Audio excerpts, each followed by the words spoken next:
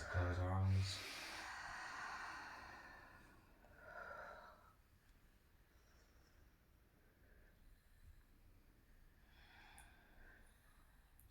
Let's try and just take this moment to forget everything. Take this moment to forget the day, to forget our lives, to forget any labels, to forget any books, any teachings. And just for the start of the class, let's meet each other in silence.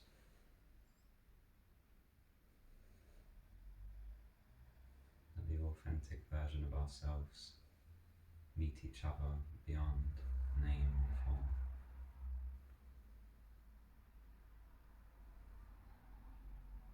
If anything pops up, just give yourself permission to forget it.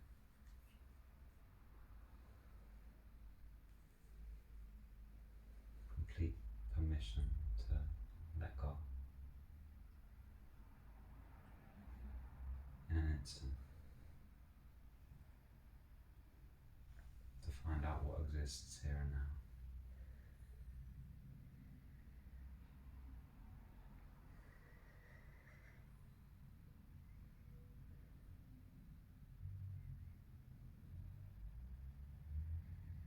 Notice any tension you may be carrying, any emotions you may be carrying. Notice your body, notice it all, and see if you can let it all go. It requires no effort, no trying, just a surrender to it. Not a leaning away, a leaning towards, an opening, a breaking up. Give up on the fight, give up on trying to be different. Just give up, and ultimately stop.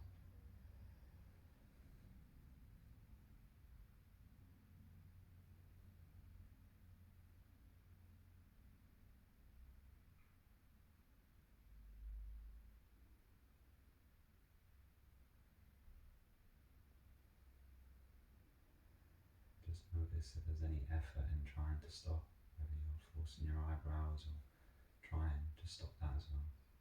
Just stop everything. Stop the stopping.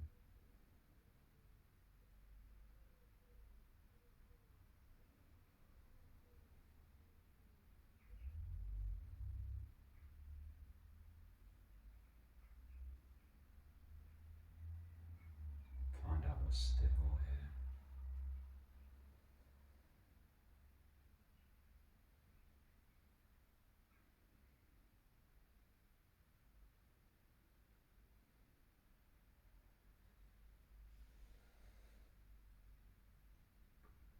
Deep breath in through the nose and out through the mouth. I'm going to do 2 more. Deep breath in and release it. On this one, when we breathe in, we get tense, and when we breathe out, we release. Breathe in and let your body go. Namaste, welcome. Namaste. Hey, hello everyone. Is everyone okay? Good. How can I help you? What have we come here tonight to figure out what to do? Has anyone got anything they'd like help with? Or they'd like to do? Turbulence. You in a plane? Then no problem. Is anything you feel that you want to address? Is there anything that's brought you here tonight specifically that you'd like to talk about? I've come here tonight because I want to reconnect with the person I was becoming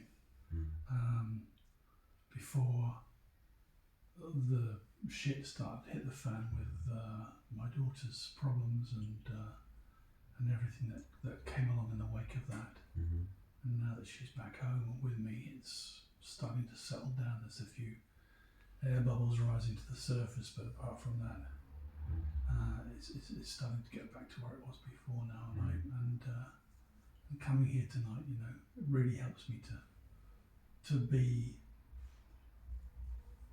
reconnect with who I was becoming. Reconnect. That's good. That's a nice word. Reconnect. We can use that as a reference point to find out where we want to navigate for meditation. I'm also happy just to do meditation if you want. I'm happy to to sit down and meditate forever. I love it. So it's the best navigation tool you can have. So perhaps we'll start off just carrying on, stopping, and we'll check in every 5 minutes or so, and anything that's coming up for anyone, we can just talk about it. If we don't talk, we'll just meditate some more. I was going to do some mantra tonight, so depending on how the first half goes, we might do some chanting in the second half, but it all depends on what happens. Hopefully nothing happens. Okay, so close your eyes.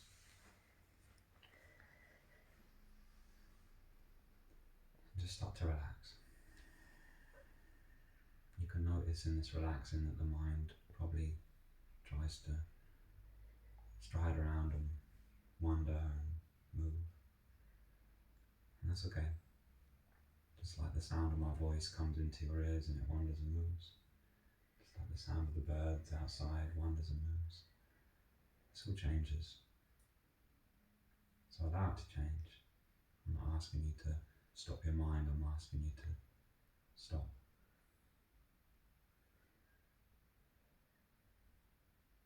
That means stop everything and allow everything in total surrender.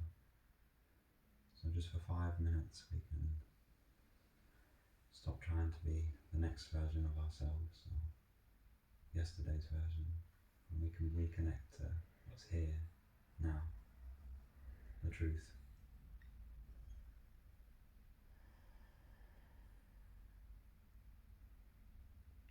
What would it feel like to sit for 5 minutes and have zero effort, be completely effortless? How would your mind feel to be effortless? How would your muscles feel to be effortless? Does it feel effortless, or can you let go further? Can you open up and go deeper?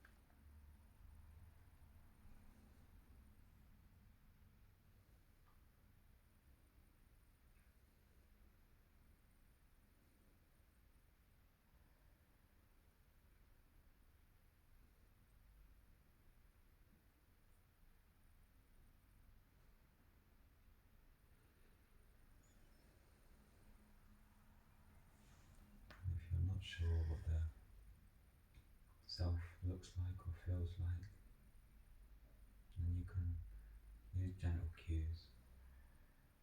You can say something in your head.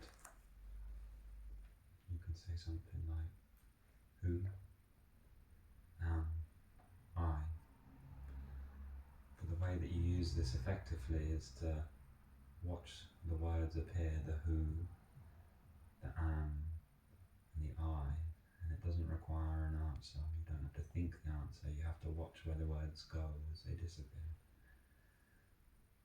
They appear from something and they return to something, and if you just rest as the prior condition and the condition when there isn't and the post condition, you can recognize the nature of yourself, the truth, the thing that's never changed. by inviting words to rise or numbers to rise and then watching where they go. Where do they go? And then just relax in that space. It requires no effort, no trying, just a sincere stopping.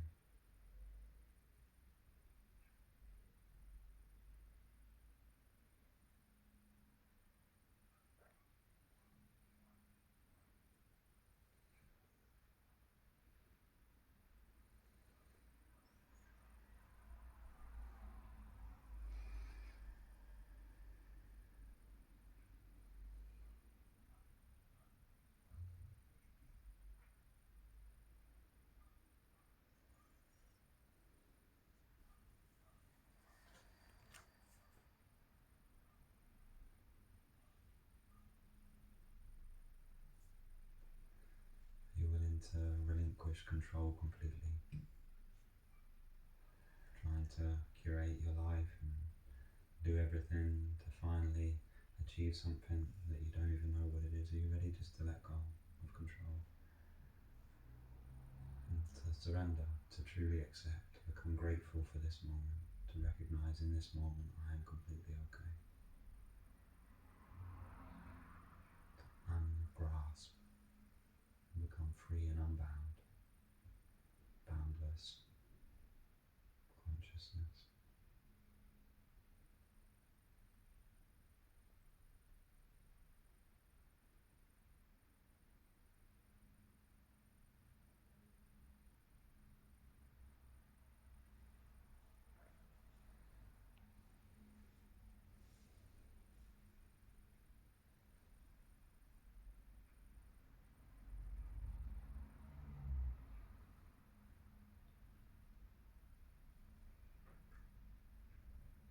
Relax deeper.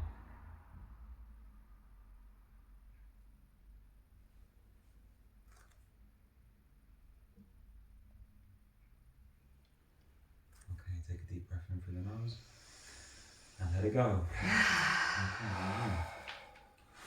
Okay, just gentle guided meditation. This is the sort of cues that you can give to yourself when you're trying to meditate. These are gentle words that you can ask yourself. Anyone feel stumped from anything I said? Everyone okay? You're all masters? No, it helped. When you started to say things, I would repeat that word and then I would embody it a little bit like deeper. Anyone managed to drift off in the time? Yeah. Yeah? I drifted off. Tried. I drifted off. It happens, right? You don't actually go anywhere when you drift off. It's just you're trying to stop and then the mind goes and you invest in it. You invest yourself in it. You become it really quickly, you know. And that's not to say you don't exist when that thought's happening, but you can really, really entertain the shift in identity in following a thought.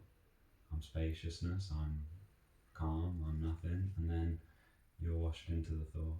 And there feels, every time that pulls you out, a separation happening.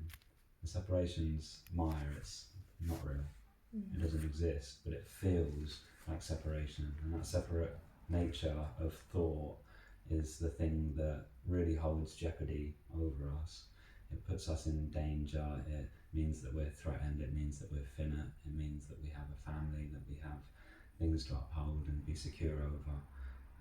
And it's sneaky. So the practice of inviting words into that space, like who am I, and then not answering and allowing the words to fall back from their origination is a key practice. It's to create a relationship with the spacious, boundless space in you. Okay? And the reason that this is difficult, or the reason that we're perpetually searching for a satisfying answer to the question, is because the question can't be answered by words. It can't be answered by the mind. Okay? Because if it could be, there'd be a billion books in it already. And that's why when you get deeper and deeper into the scriptures, to the truth, or the things, as I like to say, pointers, the things pointing at the truth, they become more and more complex. They become more and more hard to wrap your mind around, until finally your mind breaks open, okay, until there's nothing or no avenue that it hasn't chased down before you surrender. And the path that we offer here is one of giving up the search. Giving up the search way soon enough. You know, you don't want to have to spend your whole life searching for what's already here. It'd be better just to recognise what's already here. Any questions? No? Nope. Good. Just me and my mind. Okay. So this is called Free Even in Life. This is a passage that I'm going to read. This is one of them books that makes your mind wrap amongst itself. So I don't think this passage is too intense, but let's have a look. Okay. Ceasing to feed the imagination on things not self. Full of darkness, causing sorrow, bend the imagination on the self, whose form is bliss, the cause of all freedom. So ceasing to feed the imagination on things not self. So stop saying that I am this body. Stop saying that I am an individual. Stop saying that I am Cain, and refer to the deep, rich self, the blissful self, the unchanging self, and there we can be free of sorrow. Okay? This is the self-luminous witness of all, ever shining through the veil of the soul. Okay? So at the moment, your witness, your consciousness is shining through the veil of your soul from your perspective of a body. Okay? This is the consciousness experiencing this moment in this body, and this can be limiting. Making the one aim this self. That is the contrary of all things unreal. Realize it by identification with its partless nature. Okay? So here it's saying you can recognize all which is unreal by recognizing what is real. Okay? So if I can recognize myself as still open awareness, then anything that is fluctuating inside of that awareness, I can also recognize as not real. Does that make sense? Yeah. No, I don't understand it. Okay, so if I hear something now and it arises in the form of consciousness and goes, the way that I can, okay, let's make it even more simplistic. The way that you know that something is changing in life, the way that you know that something is growing, say like a tree, is to have a reference point. Okay? Yeah. So if I've got a screen and something's changing on the screen is the thing not changing, but there's something on the screen changing. Okay? The self, the unchanging thing, is how we can recognize all things that are changing. Okay? Because there is a constant here that is stable. It is a constant self, and it's the self that has existed inside of you since your incarnation as a human, and perhaps before then. Yeah. But there's a constant here that is able to recognize all the things that change. Okay? Yes, I understand that. And our body is included in that. It is changed in many, many forms. Okay? So it's saying you can recognize the things that are not self if you have a good relationship with the thing that is self. You can start to discern between the two easier than someone that is identifying with the body, identifying with the world, with their relationships and all of this. They don't know who they are because they're not yet recognized in the thing that isn't changing. Firmly realizing selfhood in that unchanging thing we've just said about. Abandoning selfhood in the selfish personality. Does anyone have a selfish personality? Is it just me? We all want me to be happy, don't we? We all want things to be good for us. There's a lot of eyes in life. If only if it just was better, I'd be happy. You know. So stand towards it, disinterested, as a disinterested onlooker stands towards the fragments of a broken vase. So when these things come up, when a thought comes up in your mind of I, are you the sort of person that is immediately interested in it? Do you allow it to encompass your behaviour? Does it go, oh, that's a nice thought, and then I'm lost because it is so good at grabbing your interest? Or can you become uninterested in the negative, the thinking? Can you lose your interest in it as if you're completely uninterested in anything that isn't your true self? You know? It's a different way to look, you know. If you're interested in everything your mind has to say, you'll be right down the road of anxiety, panic, depression, fear, you know, because it's just dangling that carrot constantly, you know. And then we learn something and we choose, I'm not going to bite the carrot, you know. I'm just going to let it dangle there. And then you realise actually it doesn't bother me. Or like looking for a problem The problem will likes find to you if you're looking yeah, for one. Yeah. Okay, entering the purified inner organ into the witness whose nature is self. Okay, so if you remain uninterested in things not self, then you're going to enter the purified inner organ into the witness whose nature is the self. So if you just play uninterested in all things, you're going to rest as the self. And that is pure awakening, leading upwards step by step to unmoving firmness. Let yourself gain the vision of perfection. Let yourself gain the self, freed from all disguises built up by ignorance of the self. Is that self-explanatory? Yeah. Okay. If anything's not, speak about it because I can dissect it for you. Body, senses, vitality, emotion, personality are all ignorance of the self. The self whose nature is partless and perfect like universal ether. The ether freed from 100 disguises, water pots, jars, corn measures, and the like, is one and not divided. Thus also the pure supreme, freed from personality, is one. Okay, so when you're freed from your identification, when you're freed from your name, when you finally stop and you surrender, what's left is the same in me, as you, as you, as you. Then you can become one unified consciousness. We can become one in this moment in a deep forgetting of everything. And it's the richest state that a human can attain. It will lead you to a feeling of joy, but not the joy that we think of elation and screaming, but just a real contentment with the moment presenting itself as it is. And we become unwavering through the storms of life. Okay? We become unwavering in good mood and bad mood. We become unwavering in bad circumstance or good circumstance. We don't change. We've finally found our nature. It's really an important thing to recognize when you're dealing with other people and they have a tendency to throw things at you or bring you into a different vibrational frequency, that if you know the core of your being, then you know the core of their being. It is the same. So treat everyone with the respect that you want to be treated with, and treat the people that are having a bad time not as a person having a bad time, but as pure consciousness. It will help you be nicer to people. Compassion. Compassion, yeah. All disguises beginning with the evolver and ending with the log are a mirage only. Therefore, let yourself behold your perfect self, standing in the self's oneness.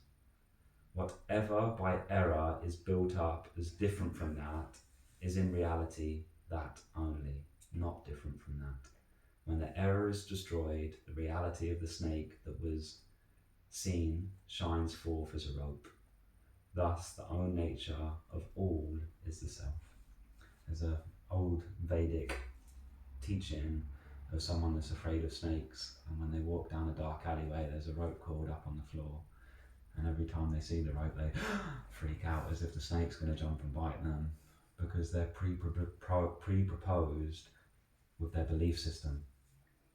But there's just a rope. And what happens is we learn to dislike things, and we learn to not like things, and then we navigate through life looking at everything with dislike and like. And that creates a world around us that is now covered with Maya. It's covered with mind.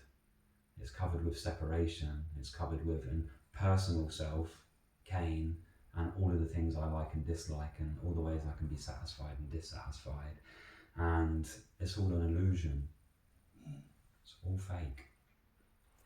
It doesn't mean that none of this is real. I'm not trying to crumble the ground underneath you. This is all real and it's all part of you, but what's really here is just what's really here. It's not what your mind is telling you is here. It's not what your mind likes to identify everything as. It's just this.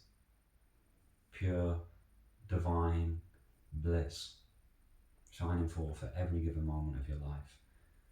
And it is only your inability to know that drags you out and places you into individual. Like your life was a story.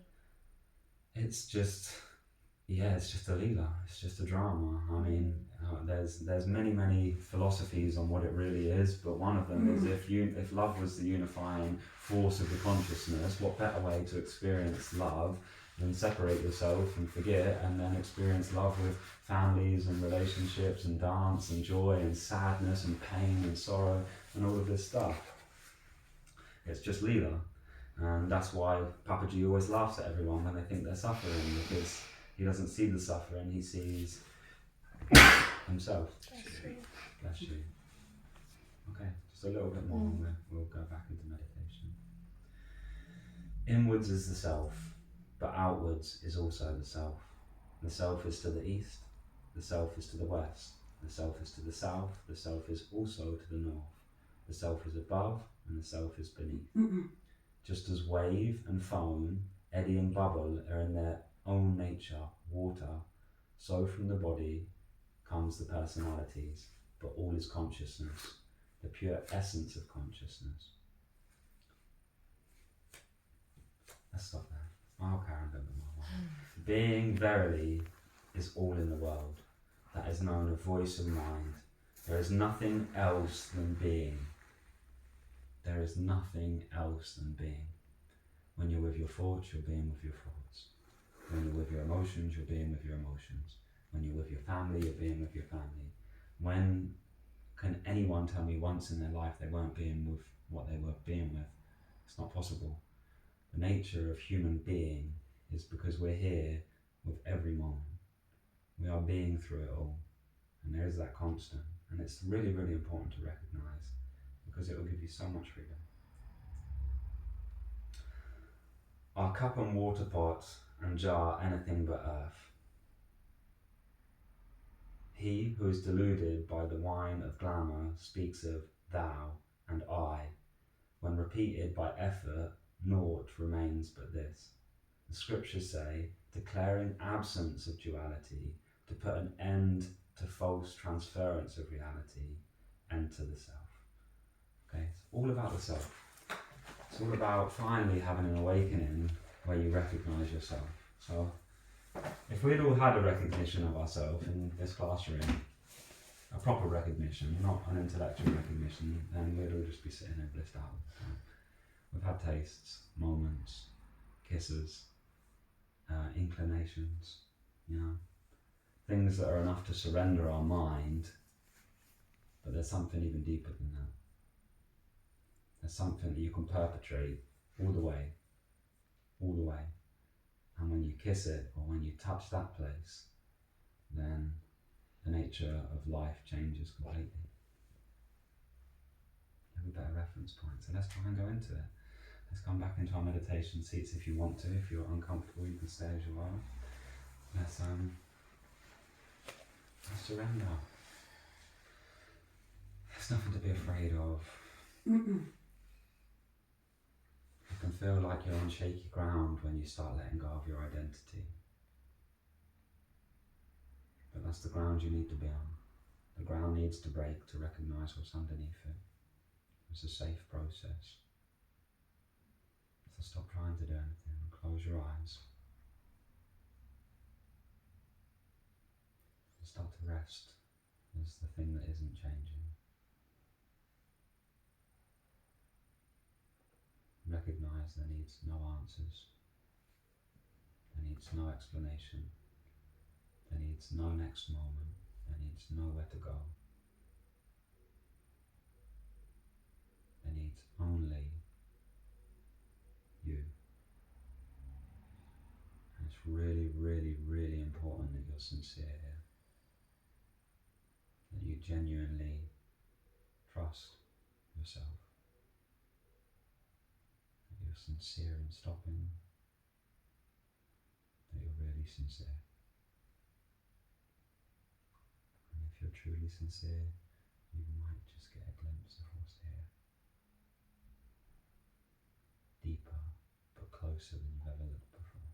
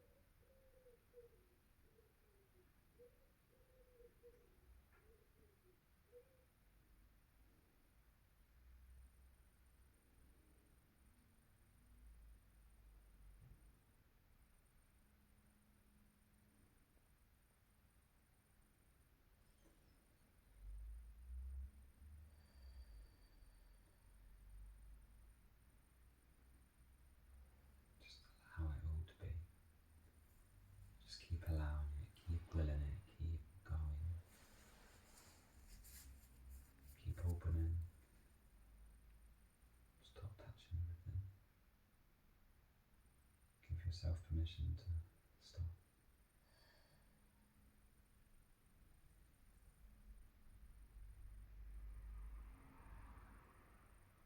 Really give yourself permission. Just in this moment, just for one moment, one true, sincere moment. Not for a lifetime, just for one genuine moment. Stop.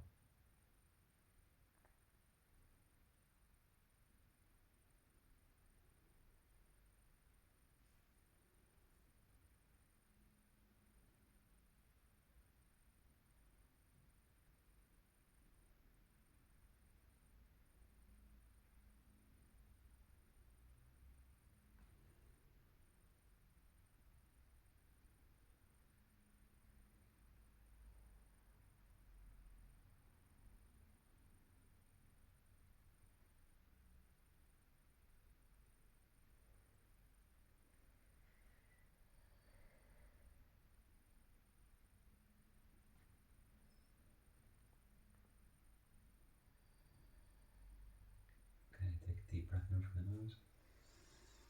Let it go. One more time. Okay. And again. No questions. Was that easy or was it hard? Hard. Hard. I did honestly think if I carry on I might just drift off. I was like, there's an opening happening and I won't be able to teach for the rest of the day. Good time to put the brakes on. What was hard? Getting pulled into, I don't know, sometimes when I sit down quietly I get pulled into either like inspiration and you're like, stop. So the carrot was big enough. Yeah. Or did it have chocolate on it? Yeah. No one else's experience they want to share. They find it easy to sit there. It's difficult.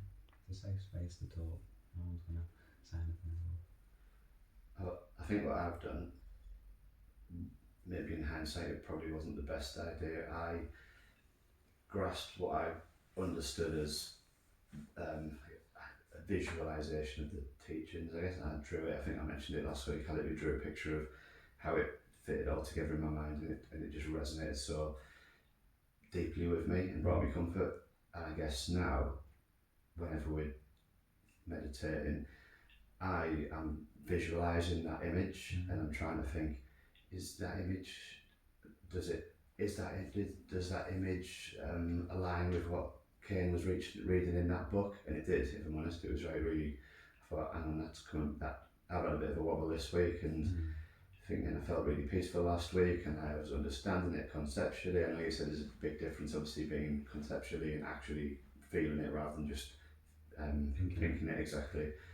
And I went and I had a bit of a wobble, and then when you're reading that book, it just really, really brought it back, and I felt so much more peaceful. And I thought, that's it. I understand it in my mind again. But then, whenever we're meditating, I keep visualising that picture and thinking, does this work? And it does, to be honest, but I just can't drop that now. I've made the mistake of obsessing about this picture for such a long time and getting it right in my head. It's difficult to move away from the conceptualisation of it all to actually feeling it now. Yeah, of course. So you've got a firm image of your favourite belief or teaching that is really a truth, and now you're using that to make sure that life fits in the image. Basically. Yeah. And that will become a burden. Yeah. The image is probably right. Yeah. But the image can be let go of. Yeah. It's tough because the mind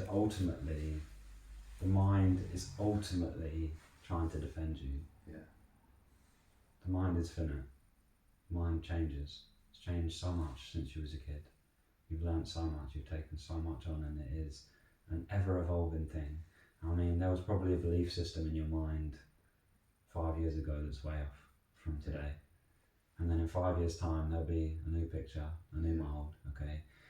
We're eventually gonna have the crumble of that mould and that mould and that mould until you just realise every time you fill the mind with something that finally creates the surrender, the mind then goes, this is really good, this is great, this works, so how can I make more of it? And then it wants to grab onto something else to create something else. And we just miss the truth. We just ever so slightly don't believe it can be that simple. And the reason I would say, and I've not been over the image review, which might help me at some point, but the reason that it's so important is the image gave you a quiet mind, and you felt peace. You was like, this is good enough for my mind to fuck off, you know? And then what actually happened naturally is the natural state emanates. And that emanation is peace and harmony and joy and everything's okay. And this is just like almost backed off, it's been shut down. And then that state, that peaceful state, is self-existing. It doesn't require the image, it doesn't require the book, it requires recognition that it's always there. And the fear that comes with, I'm going to lose it, means that we will enter another rabbit hole. We'll enter another direction, we'll find something else, because I finally found my peace and I don't want to lose it. It's not possible. If you was just to convince yourself that you're always that, or that it's not possible to lose it, then the mind no longer has any searching to do. But that just comes with more and more time there. You know, this time it was a week, next time it might be 2 weeks, and eventually it will just be constant. That's good. That's good. Some people fight a lifetime just to have one awakening. If you can have a period of time where you're sincere and you're there and you recognise this is great, you know, there's something about it that's joyous and peaceful. I'm sure to some degree all of us in this room have had that by now, you know, even if it was just a moment. So I will point you at the thing in between the moments, in between the searching, and I will always invite you to stop, to recognise if that peace that was going on then that you felt could exist here and now, if you're not perpetrating the future, or if you're not narrating a story about yourself, is there peace here in this moment? And unified, undeniable truth of that answer is yes. Always. The minute we extend our reach just 1% into the future, 1% into the past, we feel like we lose it. We don't. Which is a nice reassurance, because for a long time I kept thinking I was losing it and waking up and losing it and waking up, and that was creating the self-fulfilling prophecy of next teacher. And it's exhausting, okay? It's freaking exhausting. I'm not here to show you that. I'm here to show you that it's here. So you're good. You're always great at sharing, so I appreciate the wealth. Thank you. Okay, anyone else want to share? What's going on for you, Robin? What's going on? Anything? Everything? Well, as I was saying before, I've kind of been dragged back into the what I like to refer to as the ghost train of family reality, which of course is Maya at the end of the day. But when you're dragged into it, it's very hard not to fall into it. And I have to say, I think I've been handling it quite well. And there's been a few ructions, a few difficulties, but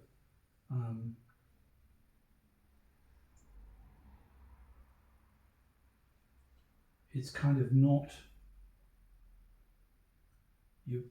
Life is constantly inviting you to fall into this mannequin that is you, to fall into it, and with all of the characteristics that the years have placed upon you, the expectations that people have of you and everything, and it's been an interesting time, because I've been actually, I think, quite good at going, no, I'm all right, you know, I'm okay, I'm here, you know, this is me, not the layers, not the hats, not the costumes. That's nice. And so it really has been, it's been quite a constructive time, I think. One of the things that you said in the reading really resonated with me. about the nature of the water, the waves, the foam, the bubbles. It's all the same water. And I found that a really interesting thing, just to remind me that it doesn't matter whether it's a road, a tree, a squirrel, a star, the sky. It's all Brahman. And that's really useful to help to center you again, you know. So there's a lot evolved in that cycle of thought. There's a lot that you're dealing with that is inviting you into your cycle of thought as well in life at the moment. I will always root you to this moment. Like, if we can just everything that you're saying is real, and the experience that you're having of going from a peaceful sanctuary to someone else living there is already a connection to old samskara for you, because you're being put into the model of dad again and things, you know. So it's very, very bold invitations all the time to go, just come and play that character again for me, dad, which is fine. But just rather than even taking it back to your house, just in this moment, just for one moment, no past, no future, just one genuine moment here with me in this room now, where nothing else is perpetrating, where nothing else is projecting. In this moment you can hopefully recognize peace.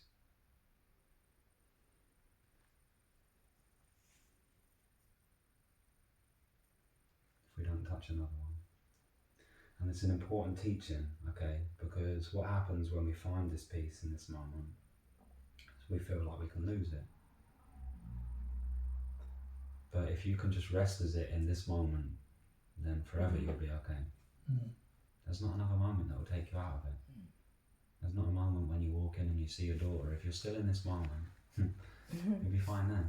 She can invite you into the mind web, and you can see the carrot getting dangled, and you can just love her. Just stay there. I'll tell you, the wondrous thing about consciousness and love and the true expression of self is it's contagious. It's contagious for other egos and other beings feeling separate. They come in and we share it together, and if you can stay loving, then you watch what happens to the people around you. It don't take long before they become loving, and they become joyful, and they become ecstatic and happy and all of the things. You know, it's great, it's contagious, because we want to recognise the truth of ourselves, and having people around, like a room like this, is a way of recognising it, and you don't lose it. There's just so much the mind wants to make you believe it, because the mind's going to invite you into it, and the mind wants your attention. I can give you all the techniques in the world to hide from your mind. I don't want to. I want you to find out what's still in there, even when the mind's going. Just for one true moment, one sincere moment of discovery can alter the rest of your existence. But being sincere is difficult. Yeah, being sincere is really difficult. Anyone have trouble with it? You know, anyone really sit down to meditate and they go, you know what, I'm going to let go of everything. But there's like a couple of strands in there, just holding on to the bell, just making sure you don't drown while you're in there. It's fucking terrifying. It's really a terrifying forte, because to think that you can lose everything can seem terrifying. And what just as comfort on that is what happens is when you let go of everything, you become everything. It's quite the opposite. You think, oh, I'm going to lose my identity, I'm going to lose my marbles while I'm at it, I'm going to lose my ego, and I'm just going to lose everything that I've worked my whole life for. But in that sincere, and that word has so much permeation, in a sincere search for the truth of yourself, you become everything. And then you can never look at a tree the same, because you recognise it's an expression of you. You look at a dog and it's an expression of you. You look at your child, it's an expression of you. You look at a stranger and it's an expression of you, because you see through the layer. Yeah? You see the sauce, the hot sauce, spicy sauce. It's a good recognition. Any questions on that? Anyone not wrapping their mind around it, everyone happy. It's nice. It's nice to have that moment where you can. Okay, so now I'm going to do a mantra, okay, but this is not a technique. The reason that this works whenever we do this, the reason that this works is because there's sincerity involved, okay?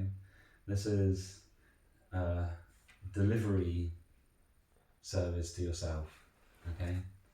And however far you reach out in sincerity with truth, you'll be met with the same amount of energy, okay? And you'll be taken and you'll be held in a space which is rich, okay? So you can sit here and you can do it with no effort whatsoever, and you'll be met with no effort, which might be great actually. Perhaps we should do it.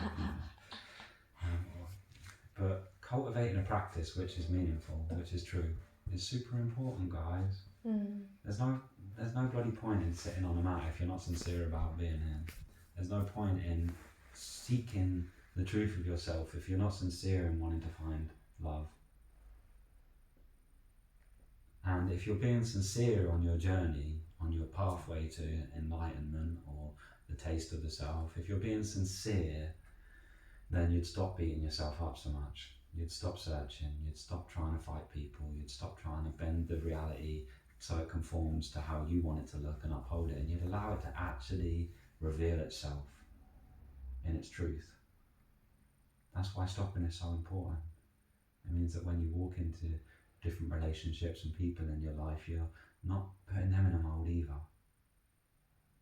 You're not asking them to be any way other than themselves. And if that's shit, that's shit. You can recognise the truth of them. It's really important. Be sincere. So we'll do a little bit of one and then I'll perhaps change to a different one. Yeah, let's do that. Perhaps call and response for a start. If we all want to start jamming out together, that's fine. We're just going to keep on revolving it. And all this is just something to occupy the mind on that's a very loving nature. There's no mystical shit to happen here. There's no deities going to come into the room, and if they do, wicked. But for now, just truth, just something to occupy our mind of true nature, so that when we stop for the last meditation of the class today, hopefully we can fall deeper into the space of ourself in true quiet.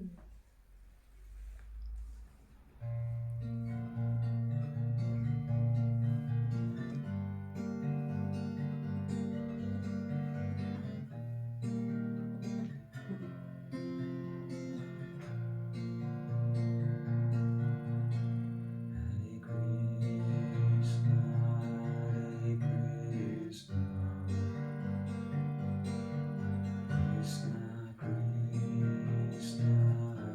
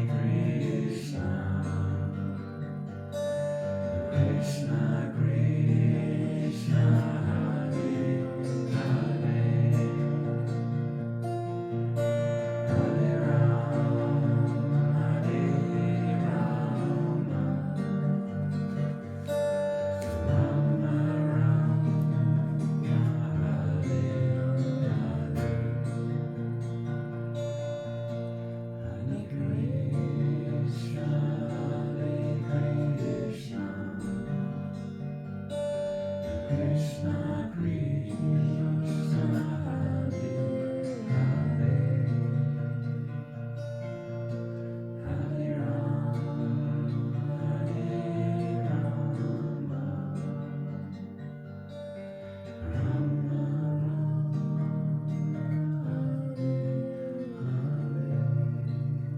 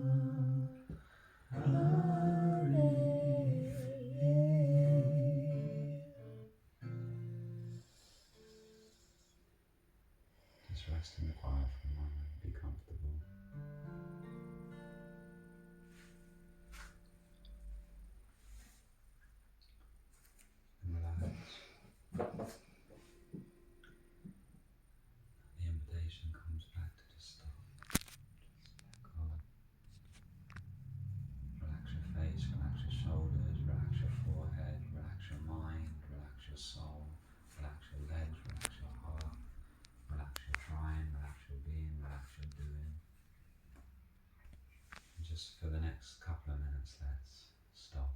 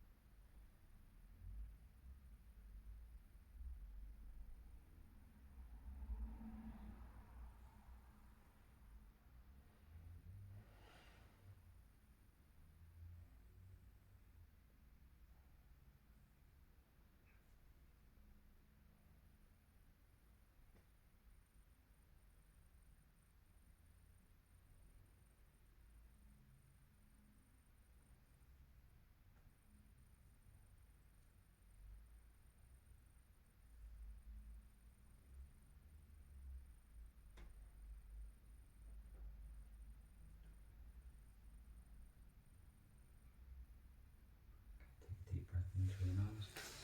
Let the whole practice go. Beautiful. Okay. So it's just 1-9, it's 5 past, so you're free to leave whenever you want. Just as a final note, when you have a tool, what is it? You have a tool, what does a builder have a tool for? If you're building a house, you use tools to build the house, right? A tool is something that serves you, okay? It's not the goal, okay? The teachings are not the goal. There is no goal. The tools are things to show you what already exists. And it's the paradoxical sentence that the Buddhists say, when you become enlightened or when you awaken, you open the door, you walk through it, and then you turn around and you realise there was never a door, okay? That's the paradox, okay? You feel like you've got to go somewhere, and then you finally reach it, and then when you've reached it, you realise you was it all along. It's the paradox, okay? It's the paradox of yourself. When you awaken to the nature of yourself, there's no other way you can recognise that I've always been here. And it's beautiful. It's a beautiful awakening. It's a beautiful awakening. So whenever we do things like mantra, recognise it's a tool. There's a tool pointing you at what's already there. Okay, and sometimes when you stop doing mantra, you get to experience what is already there, deeper and richer, and more so that you get to know it better. But when you fully know it, when you fully tasted the nectar of eternity, then you'll recognise you was always it. It's bliss absolute, omnipresent, omniscient, and omnipotent. So it's here everywhere. And Om. And that's why we Om. And if it's something that can fall away, if it's something that can change, then that was just something of the experience, something of the Maya, something of the form. It's all part of the totality. And you consume, you absorb, you are one with everything, but you are never the individual thing inside of the one. It only feels that way. Wow. Any questions? We all good? Run away before I blow your mind. Good. Thank you for sharing. Thank you. your Thank time you. with us. Thank you for coming, and thank you for being brave enough to come and practice these things that are not so easily looked at. I know the topics I touch on are not always the easiest, but they're not meant to be easy for the mind. I'm trying to just point you in the right place. I want to share it with you. Mantra is super potent because you have to remember we're all vibration as well, and the unifying of the vibration. You know, your friends are a very similar vibration to you in form. The matter is held together by vibration, and when you hang around with your friends, the reason that you can have a good vibe together is because you're vibing at the same frequencies. And what the power of mantra has to do is it pulls us into the same frequency. And hopefully when you come into my home, you're pulled into a different frequency, or a frequency similar to mine, because there's definitely weeks as well where people come in and I'm pulled into their frequency, and them classes are really tedious for me. So I hope we can share the peace together to some degree. So thank you so much for coming. I appreciate you all. Okay. Jai. Free to leave. Jai. Jai. Jai Shri Krishna. Jai Shri Krishna.